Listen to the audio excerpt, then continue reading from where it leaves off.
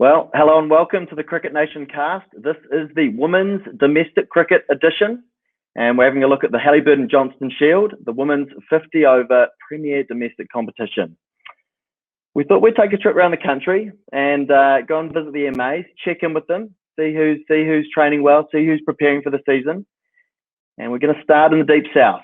Start at the bottom, and your man you might know. He's taken the reins at the Otago Sparks this year. It's a very warm welcome and a bit of a privilege, to be honest, to Craig Cumming. Craig, how are you?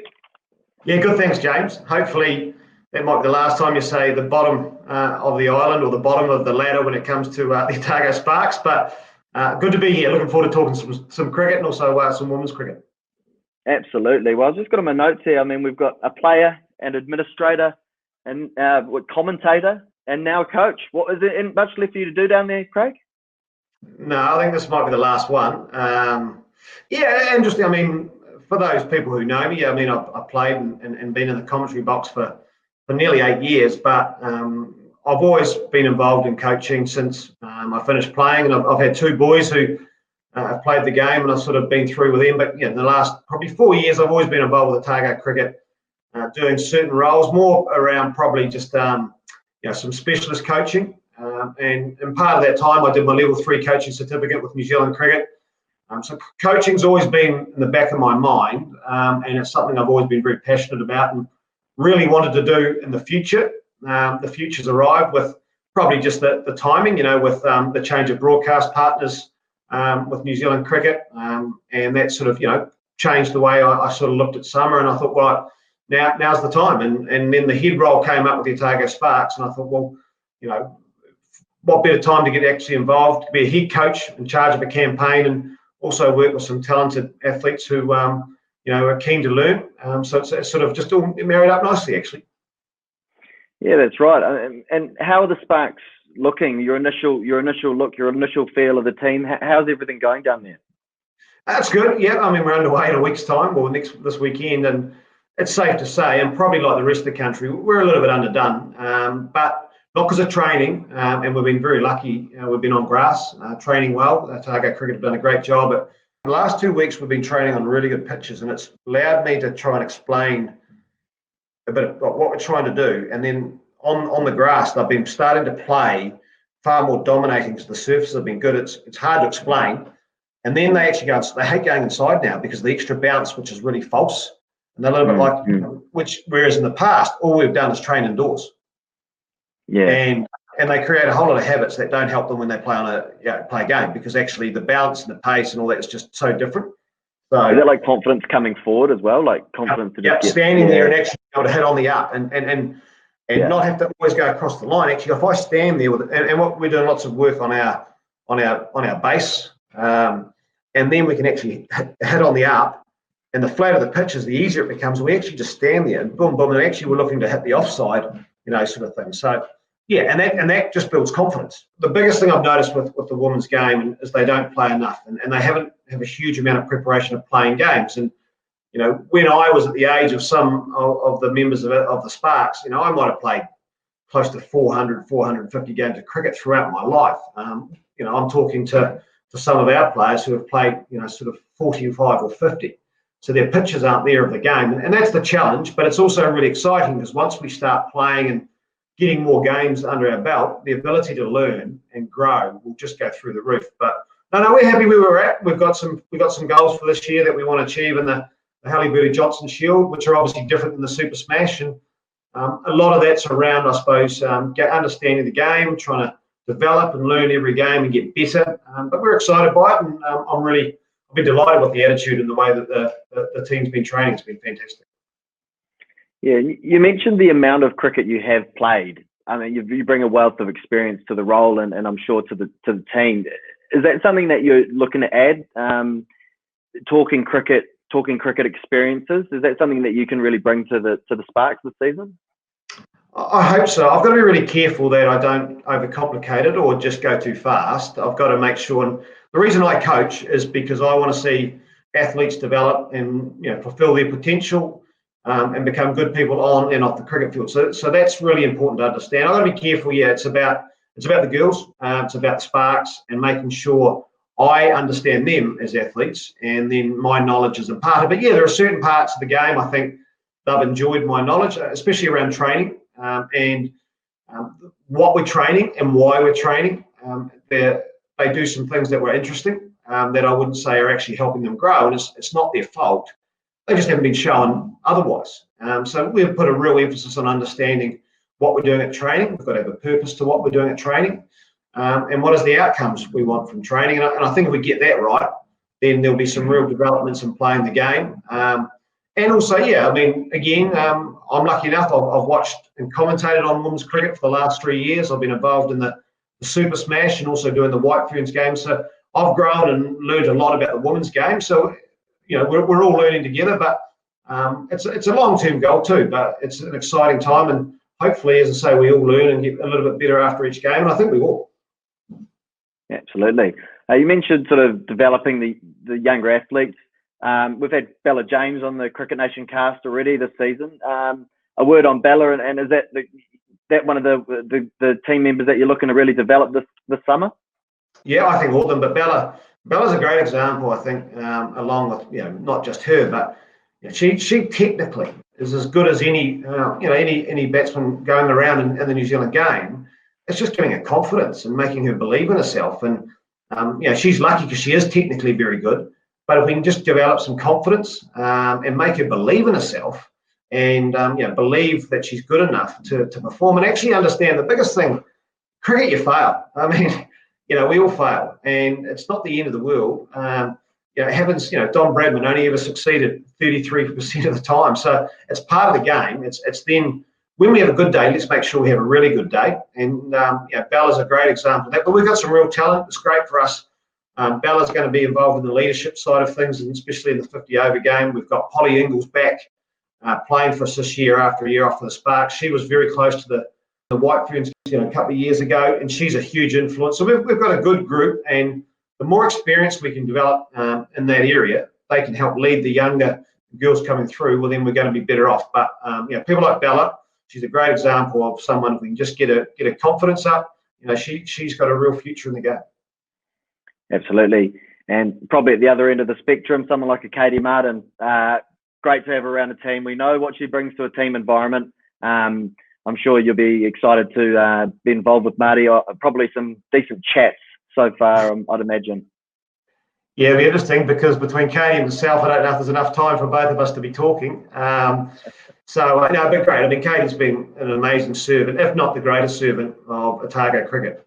She'll be closing in on 200 games, which when you think about in an amateur era, the time and commitment that she's put in, yes, she's benefiting now from being able to, be involved more professionally and having contracts, but huge amount of goodwill and service over that time, and throw in just some amazing skill and ability to lead. So looking forward. I had many good chats with Katie, probably on the sidelines in the last couple of years in the role as a broadcaster. Be nice now to have a little bit of influence, but my focus with Katie as well is I don't want her to come back and feel like she's got to babysit when she's in the Sparks. I want to inspire her to actually get better as a cricketer herself, and hopefully my knowledge will allow that to happen as well. And then she is inspired, she works hard, she becomes a better cricketer, and then that'll help the White Ferns out as well. So that's the goal and that's the focus. But looking forward to when those girls get back, get into quarantine, get out of quarantine, and get back playing and get into the local competition. Absolutely. Well, it's an exciting season ahead. Best of luck this weekend. I'm sure you do well, and we'll be watching the Sparks with interest this season. But Craig Cumming, thank you very much for joining us on the Cricket Nation cast. My pleasure. Great to talk to Craig Cumming there, and I'm sure the Sparks are going to have a good season under his guidance. It's up the road we head next, though, and to the Canterbury Magicians, based in Christchurch, and we're going to have a chat to their leader. Her name is Frankie Mackay. Frankie, good to see you. How are you? Oh, I'm good, JB. How about yourself? I'm fine, thank you. I think to start with, a few people might not know this. You're actually a librarian as well down in Christchurch, aren't you? Yep, I am, and that comes as a bit of a surprise to some people, but no, got to pay the bills and love it. Love doing something that's different from the sporting world, different to the cricket thing, and nice to turn up on a Monday morning, and if your weekend's gone well or your weekend's gone poorly, they're not really too fussed. my workmates, they like me for who I am and what I bring to that team, and cricket's just a pretty small part of that. So it gives me a nice life balance and a lifelong love of books, love of reading as well. So it all ties in pretty nicely. Absolutely. And you probably get it a little bit, but I'm going to ask you one book. Just recommend one book to me. Oh, well, I'll say my favourite because it's a wee bit off the wall. The Crazy Horse Electric Game that's my favourite book ever. So if you can find a copy, good luck. But if you do, give it a read. Okay, I haven't heard of it. I'm normally reading the NZC Almanac. So, yeah, that's my reading at night. Yeah, naturally. Look, Frankie, let's address it first. Your admission to the Spark Sport commentary team, fantastic opportunity, really, isn't it? You must be looking forward to that. Oh, super excited. I think even just the fact that we're going to have an international summer of cricket here is pretty awesome. I think for a wee while it looked a little touch and go. So to then get that off the ground and all the work that's gone on behind the scenes, but then to be part of a new team, to be part of the Spark Sport crew, it's going to be pretty cool. I think they want to do things slightly differently. I'm not exactly sure what that looks like quite yet, but it's refreshing. It's a new challenge, and it's just exciting to be part of, and some pretty big names alongside me as well. So I'll definitely be trying to pick their brains along the way too. Absolutely. You'll probably be busier than most this season because you're also leading the Canterbury Magicians in the HBJ Shield starting this weekend. As a captain, how are the team shaping up? How are you looking? How have you been training? Good. Yeah, really good actually. And I think that's quite exciting in itself. I've been around a wee while now, and I think you can get to the point that winter training feels a little bit like Groundhog Day at times, but it's been awesome. It's been a really, really good winter. We started out the first week of July. At that time, we didn't have a coach on board, so my shoulder was getting well and truly worked over for those first few months. But the girls just put in so much hard work. It was awesome to see, and just really cool to see how much people have improved, see some younger players really coming out of their shell, their personality evolving as well as their cricket skills. So that's been awesome. And then new coach on board as well, which has been really nice, really refreshing. A few new ideas bouncing around, and I think we're in a really good spot actually. You never know until you get started, but it's definitely not a stressful start to the season. I think we've ticked all the boxes, we're doing all the right things, everyone's improved, everyone's strong, everyone's fit, everyone's hitting the ball really well. So from that point of view, it's really nice. And now it's just let the fun start, just get us out on the park and let us loose and see exactly what we can do. Absolutely, time to play, she says. You mentioned those young names that are sort of coming through. Can you give us, who should we watch? Who should we look out for this year with the Magicians?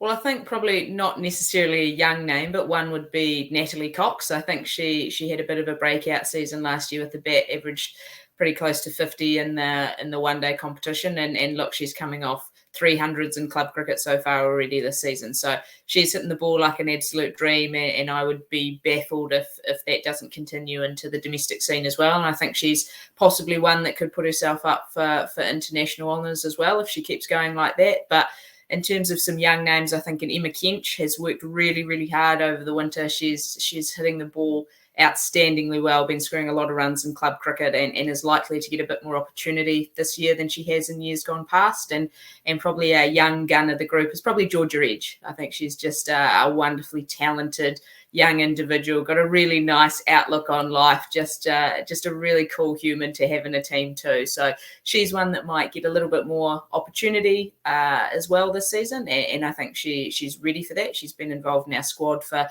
couple of years now, and she's still only 16. So I mean, that probably shows the level of talent that she has got. So we're pretty excited to see that. And we've got a new face as well in Kate Sims. So she has represented CD previously.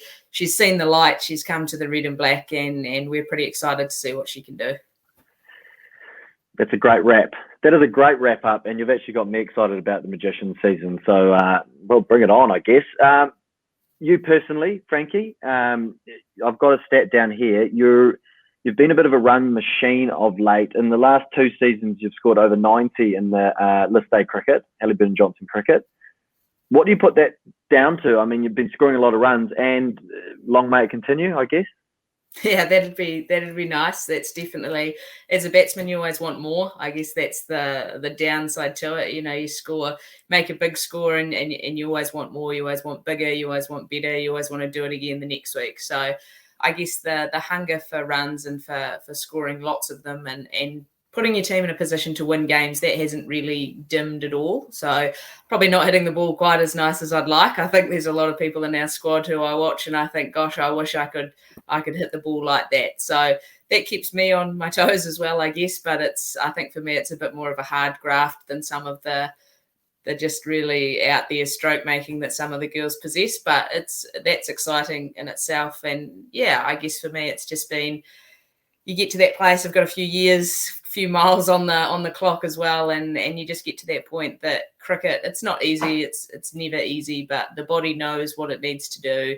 You just got to get the mind in good order, and I've been pretty happy with where I'm at just in life in general, I guess, and I think that kind of translates to your cricket. You get on a bit of a roll as well, and it is fun when you're scoring runs. So yeah, it's been nice. It's definitely been nice. And I think sometimes almost when you're in form like that, you don't sit back and enjoy it enough, because it just feels like that's what you should be doing, and you're finally cashing in. So yeah, just trying to I guess smell the roses along the way is kind of the logic that I use for it at the moment, and know that it won't last forever, and a little bit that my career is probably close to the end, well, definitely closer to the end than it is the start. So just making sure that every time I pull on the red and black, it is special. It's a real privilege, and it might be the last time I do it. So if it is that last time, then you want to go out, put best foot forward, and just have a good time doing it. So yeah, it's been fun. It's been nice having a really young bunch of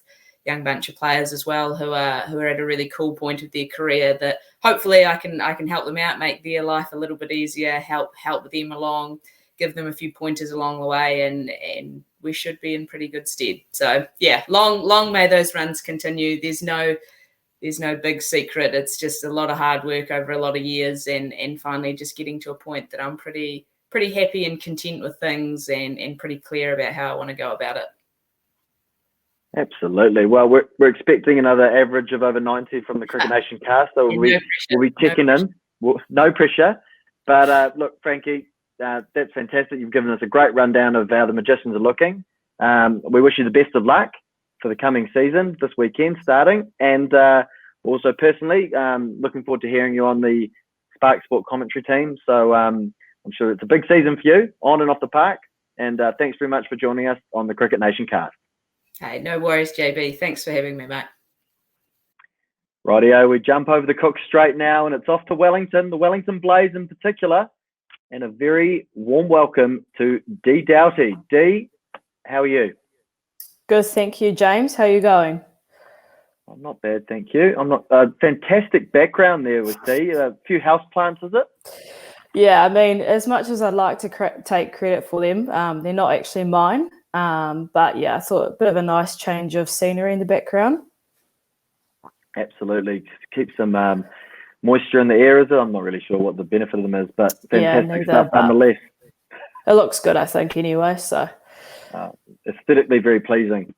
But we're not here to talk about plants, we're here to talk about cricket. Let's talk about your off-season, because it was a special one for you. You joined the White Ferns, you toured Australia. How did that go? Yeah, very special off-season for me. It was great. Obviously quite different with the old isolation and things like that. But look, to be honest, I don't really know any different, being my first tour. But yeah, it was just a great opportunity to get over there. Did you learn a lot for you personally as a cricketer? Like, what was it like traveling with these sort of international players of sort of quite high esteem? Yeah, I did learn a lot. And just from different players all the time, really. Obviously, you know, we're out on the field every day in the net. So just learning every day something new. Absolutely. So this is a HBJ Shield podcast. So let's talk about the HBJ. How are the Blaze shaping up? How are we tracking for the start of the competition this weekend? Good, I think. We've had a few warm-up games. Obviously, you know, the weather in Wellington is not always that dependable, so it can make it hard to get in a few off-season games. But look, you know, we've had a really big off-season. The girls have been training really hard, so we're shaping up well for this season. Who are we watching? Who are we watching out for? I mean, you've obviously got the contenders, your likes of Jess Kerr, Jess McFadden up there, who are in and around, you know, the White Ferns, New Zealand A setup. And obviously Rebecca Burns picking up that New Zealand A contract this year. So those are my top three that, should be looking out for the season. Absolutely. But what about the punters that are saying, look out for that Dee Doughty with the leg spin? Are they onto something? We'll have to wait and see. Look, I like to just go a bit in the background these days, just do my job, and that's all I can really do for the team. Yeah, is it nice to have someone like Mealy Kerr as well, and a fellow leg spinner, to exchange ideas and talk leg spin with? And I guess you've got Ivan Teixeira there as well, the coach, who's well versed in leg spin. Yeah, I guess to be honest with Mealy, we don't actually talk a lot about leg spin. We talk about bowling in the games, but we're quite different bowlers. But we're really good friends, so it's good, to have someone like her in the team as well. I'm lucky enough that I've had Ivan to be my coach basically since I've started bowling leg spin. So I'm always asking him, what can I do and those kind of things. So, it's good to have him as the coach and always there to ask plenty of questions. Do you and Mealy complement each other, do you think? You're a bit quicker through the air, and her sort of bowling a big turning leggies and obvious wrong she's got as well. Is that sort of a complementary leg spin pairing, you think? I think so, yeah. We always talk about, playing international cricket together one day and bowling for the Blaze together. So I think we do complement each other well. We're obviously quite different. So I think it offers, a bit of variety in the team. Absolutely.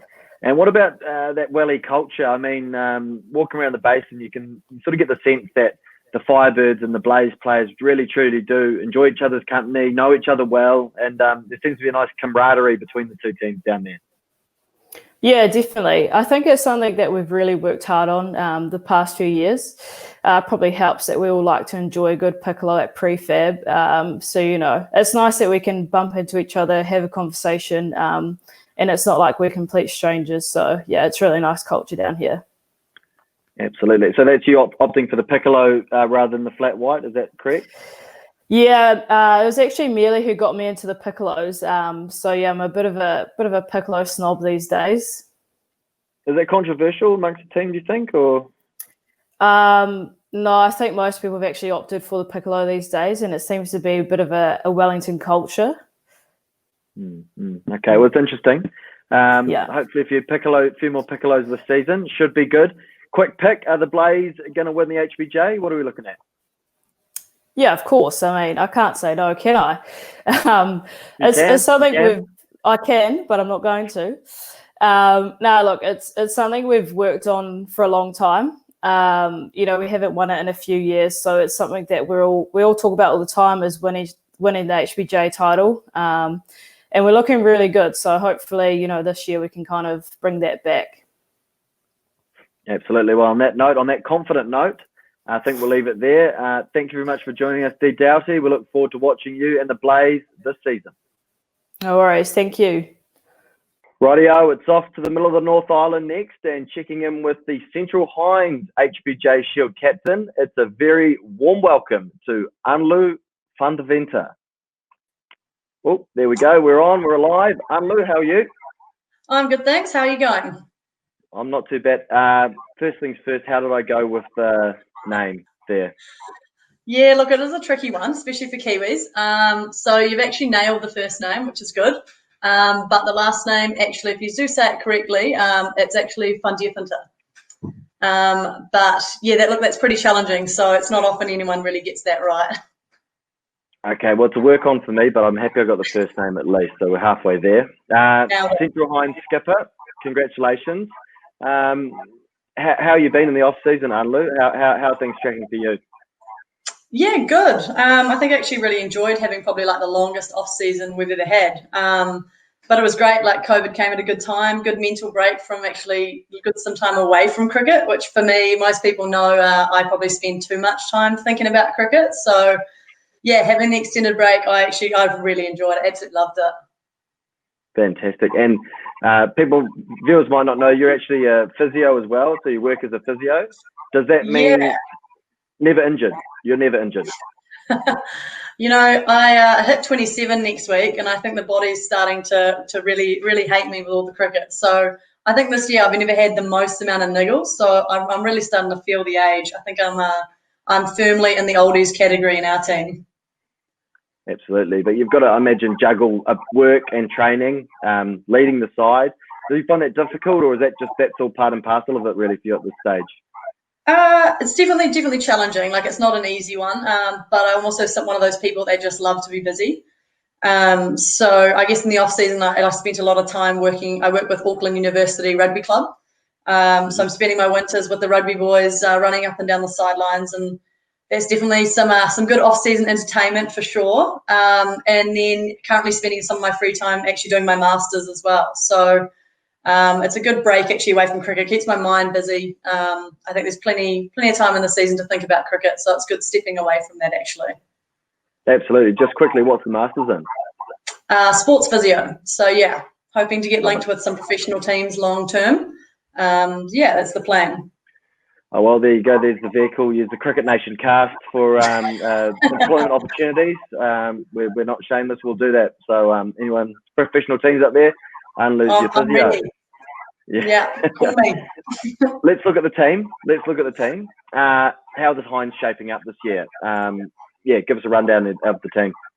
Yeah, pretty good. Like, we had a first pre-season weekend a couple of weeks back. So we had 3 games against ND. Unfortunately, had one washout on the Sunday, but it was a really good start to the season. I mean, the Hinds girls, like everyone knows, we don't get a lot of time together. So anytime we do get together, it's really promising for our group. I think, yeah, looking forward, we've got a few young ones starting to push their way into that starting 11. So that's really good to see, particularly to give the oldies a little bit of a push in the right direction, which is really cool. Yeah, have you got any young names we should watch for? I mean, we know the Jess Watkins and the Natalie Dodds of this world, the Hannah Rowe, she's been there a while, but is there anyone else we should look for in that Hinds team? Yeah, for sure. I think out of that pre-season weekend, someone who really impressed me was actually Monique Reese. She came to me at the start of the season, and she's now swinging the ball the opposite direction than she has her entire life. So she's made a few changes. She's looking really fit, really positive, and I'm really excited to see how she kind of moves up in that all-rounder category. So she'd definitely be one. And then the other might be our new young gun who debuted last season, Ash Tootie Kumar. She's a little bit of a fireball in the field, and I think she's going to bring some really cool talent to the season this year. Brilliant. That's exciting news as a captain, I would imagine. But let's talk about you for a second. Top order bat. What are your goals for the season personally?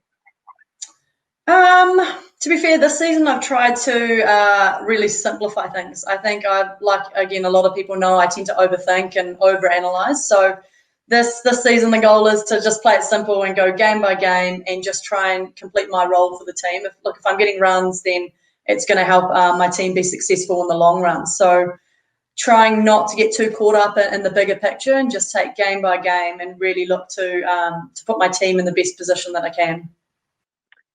Yeah, and I was just thinking there, actually, Rosemary Mair's another prominent Central Hinds player. I mean, she's been a Melbourne Star. She's been a Melbourne Renegade. I think she's played for almost every Big Bash team over there. Must be excited to have Rosemary Mair back as well in the Hinds. Yeah, definitely. Look, she's a Hind at heart, so she's all about the greens. So I think, like her, we're all going to be really stoked to have her back. Her overs are invaluable to us. So, in saying that, if we do miss her for a couple of rounds, we've got some really good young ones that have an excellent opportunity to put their hand up. But look, I don't think anyone's going to not want Rocco around. She definitely provides some serious entertainment for our girls. So, yeah, looking forward to really having her back. That's right. And just finally, Anlo, your captaincy style, sum it up. How are you going to captain the side this year? Interesting. Hey, who knows? To be fair, I'm a bit of a planner. I do like to go on with quite set plans for people, but in saying that, I think captaincy is really important to be quite adaptable. So I'm hoping to be a little bit more proactive this season rather than reactive. So myself and Jess Watkin and Hannah Rowe work together really, really well in that space, and looking forward to kind of how we can, I guess, get ahead of the game a little bit and start to attack teams rather than play a defensive role. Superb answer and a superb place to leave it, I think. Anto van Deventer, apologies for the name, but thanks very much for joining us and good luck for the season. Cheers. Thanks, guys. Okay, next up on the HBJ Shield Cricket Nation cast, we have a pretty special guest, to be honest, a proud Australian. She's played over 60 matches for her country with a high score of 200, a test average of over 100. It's a very warm welcome to the Northern Spirit coach, Jo Broadbent. Jo, how are you? G'day, JB. How are you going? I'm good, thank you. I'm good. I'm very excited. That's good, but I think the first question we all want to know is, are you an Australian spy looking in on the New Zealand competition? Well, you never know, I suppose. No, definitely not. Just wanted another challenge in life, and I really felt that being able to work overseas, and I was here last year in Hamilton as well, working with the Northern Districts Association squad and team, and just thoroughly enjoyed it and just couldn't wait to get back. Fantastic. And you've got Rob Nicol, former Auckland ace Rob Nicol, and Black Cap with you as well, don't you, in a deputy role? Yeah, look, we're sort of very spread out across the country. We've got players in Auckland, players in Hamilton, players in Christchurch, players at the Mount. So we're very sort of spread. So it's very handy to have Rob pretty much runs and oversees the Auckland players, and I do the Hamilton, and then we get to see all the others that are around our region from time to time when we've got practice games. So it's a good little setup, and every now and again we're getting together as a group also online. I think that's what COVID's shown us, that we can all get together. We don't always have to be in the same spot. Absolutely. And have you banned Rob from wearing the big straw hat as coach, or? I haven't actually seen the straw hat, but there are two areas that I really would like to improve it on. And one Rob is very, very good at, which is baking. Not so good with the baking. And I've noticed here since I've arrived in New Zealand that it's all about baking and it's all about quizzes. We have Friday quiz with the Northern Districts staff, and we've also had a lot of quizzes with the White Ferns as well in the bubble. Thoroughly enjoyed it all, but it was very challenging because it was around New Zealand questions. So I must admit I did struggle a little bit. Oh, well, time to bone up on your knowledge there. Maybe New Zealand knowledge could be a sort of a work on there for you. But let's talk the Spirit. Let's talk about your campaign this year for the Hallyburton Johnstone starting this weekend. How are the team tracking? How do you feel as head coach going into this competition? Yeah, we've got a really good spread of senior players as well as some young and up-and-coming players as well. And I think what's been really great since I've got into the country is we've been able to have practice games, quite a lot of them against CD and also Auckland. And I think that's the best place to sort of see how your players are tracking, really. And there was some really good signs. I think, players for us to be looking out is Kaylee Knight. She's just absolutely come from nowhere. Young, fast bowler. Really impressed us. Lucy Boucher, another young player. And then I think just to get these young players surrounded by the likes of Katie Gurry and Felicity Layden Davis and Brooke Holliday and Emma Richardson, we've got that. We've got that experience on the field and off the field for players to be able to perform. We've just got to, managing those injuries, as we know. Players are not just training cricket, they're working as well. So just having that balance and keeping them all fit so we can have them up for selection. Absolutely. Is what you're telling me here the Spirit of potential smoky for the title here, Jo? Is that what I'm hearing? Well, it was a good season last year. We don't want to get too carried away. However, we did make the final in the 19-year history. The Northern Districts team hasn't been able to make a final. So even just to get there, we didn't finish it off. So there is unfinished business in that format. And I'm sure our players have got their eyes firmly set on it. Absolutely. And I saw you wrote, you had quoted an article recently talking about the differences between coaching men versus coaching women. Can you just elaborate on that? I think that's quite interesting little point you raised there when coaching women, how that differs to men. Yeah, I think women definitely need the more detail and the why. And I think from my experiences coaching males, not so much male teams, but male cricketers, is whenever you're running a drill, if you make it too difficult, they actually can't execute it, because they get straight in and they just do it. Whereas the girls want to know where that ball's going to, and then where that one's going, and where's that one going to be hit to.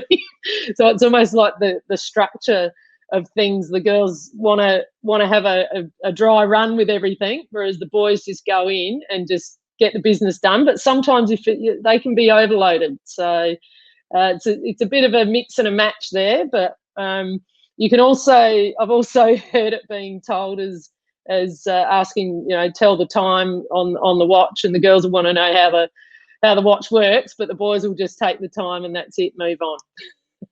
Absolutely. Oh, well, subtle differences, but all good stuff. One more before we go. I think we've heard enough about the Spirit. I just want to hear a little bit about you, because the viewers might not know, as I mentioned in the introduction, you played 60 games for Australia, 10 of them test matches. What does it mean for you to have represented your country in a stellar career, really?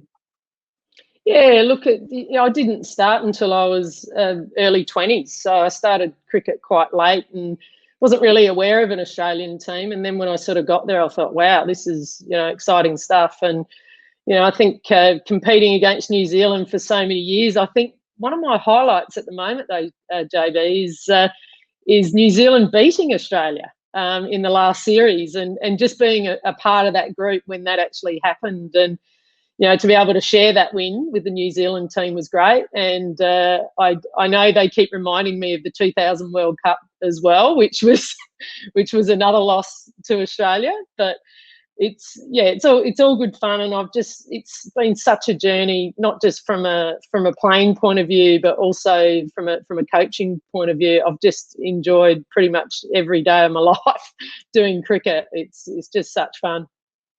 Absolutely. And just quickly, the 200, which is your highest score in a test match, what was the celebration? Was it the two hands up, the hat off, or was it just pure exhaustion and just falling over?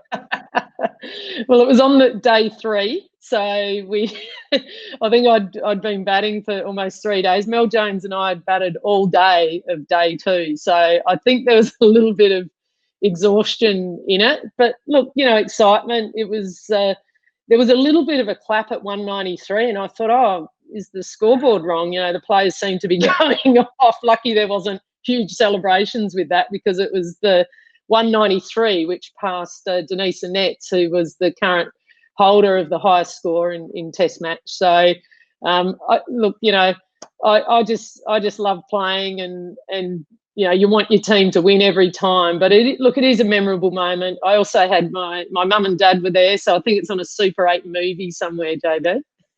We'll have to dig it out. We'll have to dig it out sometime soon. But congratulations. I mean, it's a serious effort, and lucky you didn't celebrate early. But we look forward to watching your Spirit in action this year in the Hallyburton Johnstone. And thanks very much for joining us, Jo Broadbent. Thanks, James. Lovely to be here.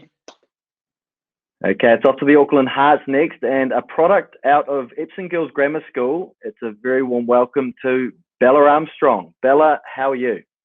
I'm good, thank you. How are you? Yes, I'm all right. Thank you, Bella. Yes, I'm good. How has your off-season been? What have you been up to?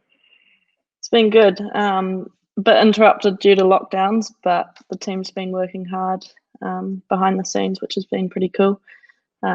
Yeah. Yeah, what about that lockdown? So did you get any cricket in there, or were you in the backyard losing your mind, or quite happy not to? No, I had Dad on the street with his mitt, and I was bowling into his mitt and throwing, so that was about it. But yeah, tried to keep the fitness up. No real cricket, which is a shame. But yeah, what was the fitness? Was it running around the streets, or? Yeah, pretty much. A bit of body weight stuff in the garage, but it's definitely not the same as being at Eden Park doing proper trainings. But yeah. No, that's right. And what about, obviously, you talk about Eden Park there, but what about life outside of cricket? What are you up to when you're not doing the cricket?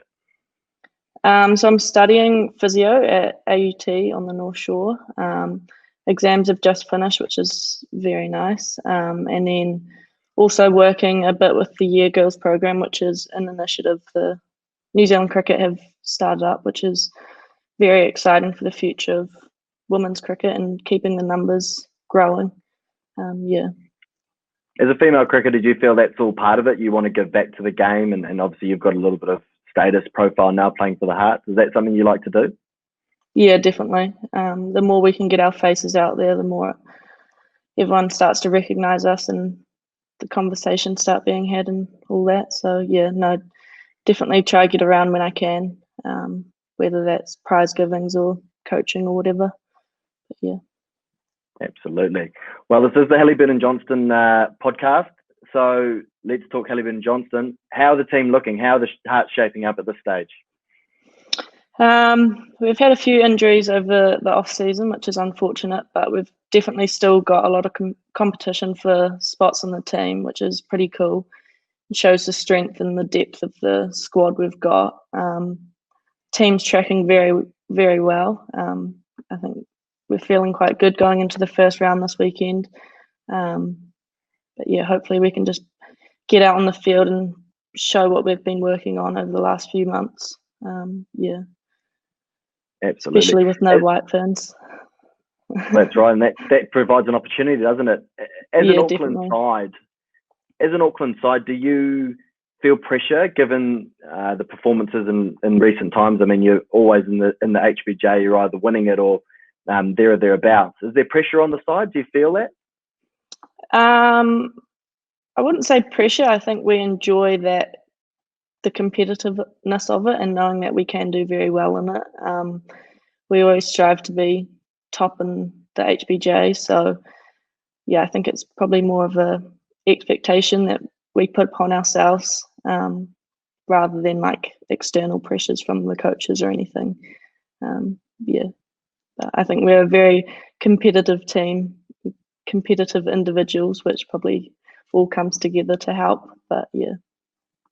What's the warm-up game? Surely that gets a bit competitive.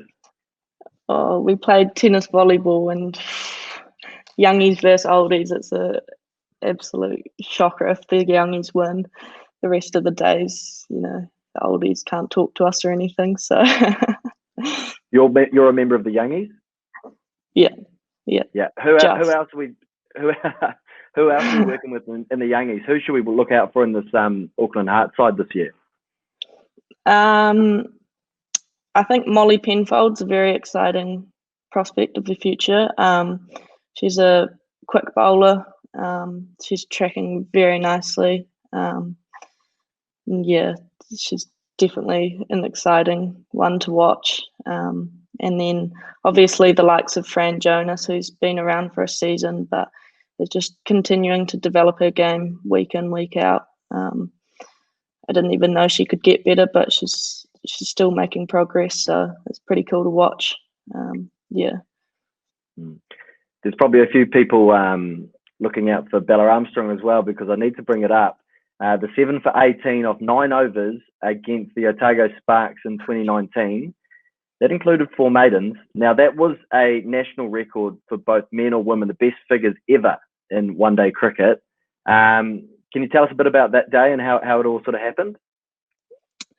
I think I don't even really know, to be honest. I always say it's a bit of a fluke, but I guess it is years of hard work, and then it's just paying off. Got lucky with a swinging ball, a couple of good catches by our keeper Tariel, and yeah, I don't know. Hopefully we can see another 7 for this season. Is that something you like to do? You like to swing it? Yeah, definitely. I think that's probably where I don't have the pace of some of the quicks, so I think that's where I can step ahead, is with the control and consistency of the outswing I bowl. Yeah. And is there anything else you're sort of looking on to improve this season, or what are the personal goals for you in terms of your cricket, Bella? So I've actually got a right shoulder injury at the moment. So hopefully build some consistency with the bat where I get opportunity. I think that's definitely an area of the game I can improve. So this is a perfect chance to do so. And I've got my coaches behind me, which is really cool. Yeah, just more consistency, hopefully, and see what happens from there. And a note on, you mentioned coaches, Nick White. How's Whitey been keeping the girls on their toes? Plenty of fielding, I'd imagine. Yeah, of course. You know, Whitey. Yeah, we definitely strive to be the best fielding team in the country, and I think Whitey backs it up perfectly.